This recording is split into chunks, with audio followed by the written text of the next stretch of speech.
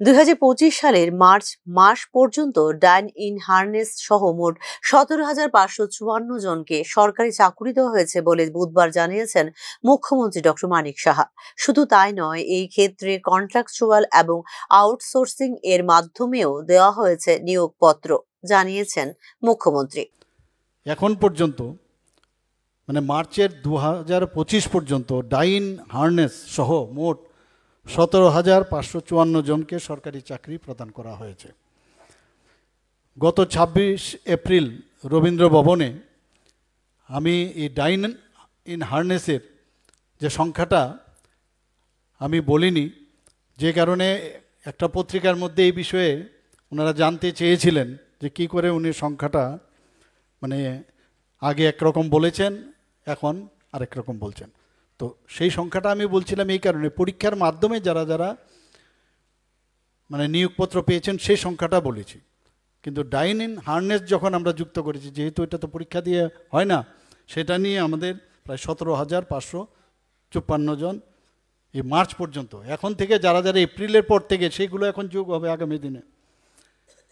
তো সেইগুলো যখন যোগ হবে তখন আবার সংখ্যাটাও আস্তে আস্তে করে বাড়বে। কিছুদিনের মধ্যে আরো নিয়োগপত্র দেওয়া হবে বলে এদিনের অনুষ্ঠানে জানিয়েছেন মুখ্যমন্ত্রী ডক্টর মানিক সাহা। এক্ষেত্রে আন্দোলনের কোনো দরকার নেই। স্বচ্ছতার মাধ্যমে সরকারি চাকরিতে নিয়োগের নীতি রয়েছে রাজ্য সরকারের বলে জানিয়েছেন মুখ্যমন্ত্রী ডক্টর মানিক সাহা। মাস ধরে আমরা অফার বিতরণ আমরা একটার পর একটা করে যাচ্ছি। আবার আগামী দিনেও কিছুদিনের মধ্যে আবার অফারের ব্যবস্থা হচ্ছে। বিরোধীরা প্রায়শই বলে চাকরি নাই, চাকরি নাই। এবং আমি প্রায়শই বলি, যখন দেখি টেট নিয়ে অনেক সময় নানা রকম সোশ্যাল মিডিয়াতে কথাবার্তা আসে বা রাস্তায়ও নামেন, তো আমি মাঝে মাঝে একটু ভাবি যে এগুলো তো আপনাদের করার প্রয়োজনই নেই, যা করার আমরা করব। আননেসারি করলে যে বেশি হবে সেরকম না, আমরা একটা পদ্ধতি আছে, সেই পদ্ধতি হিসাবে আমরা করে যাচ্ছি। এবং কাউকে ডিপ্রাইভ করার যে উদ্দেশ্য এই সরকারের অ্যাটলিস্ট আমাদের নেই।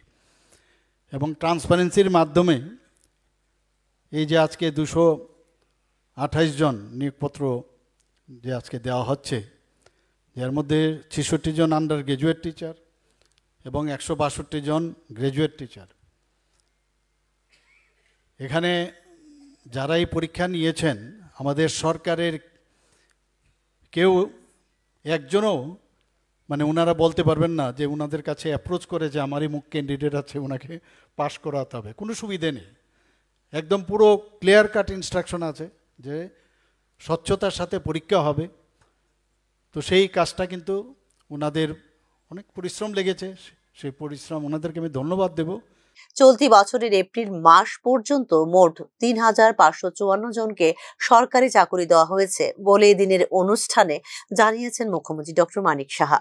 বিভিন্ন সরকারি দপ্তরে আউটসোর্সিং এবং চুক্তির ভিত্তিতে 5,771 জনকে নিয়োগ করা হয়েছে এখনো পর্যন্ত বলে জানিয়েছেন মুখ্যমন্ত্রী। গত 3 বছরে ত্রিপুরা শিল্প উন্নয়ন কর্পোরেশনের মাধ্যমে রাজ্যের শিল্প এলাকায় 1,617 জনের কর্মসংস্থান তৈরি হয়েছে এবং সমবায়ের মাধ্যমে রাজ্যে প্রত্যক্ষ ও পরোক্ষভাবে কর্মসংস্থান হয়েছে প্রায় 9 লক্ষ লোকের, জানিয়েছেন মুখ্যমন্ত্রী ডক্টর মানিক সাহা। রাজ্যে বর্তমানে 53,623টি স্বসহায়ক গোষ্ঠী রয়েছে, যেখানে যুক্ত রয়েছেন 4 লক্ষেরও বেশি মহিলা।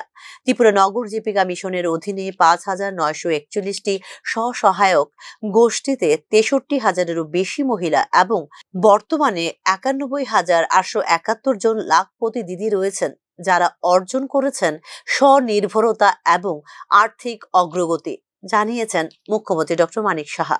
নজরুল কলাক্ষেত্রে আয়োজিত এদিনের অনুষ্ঠানে 228 জনের হাতে তুলে দেওয়া হয়েছে স্নাতক অস্নাতক শিক্ষক পদের নিয়োগপত্র। ব্যুরো রিপোর্ট, নিউজ নাও।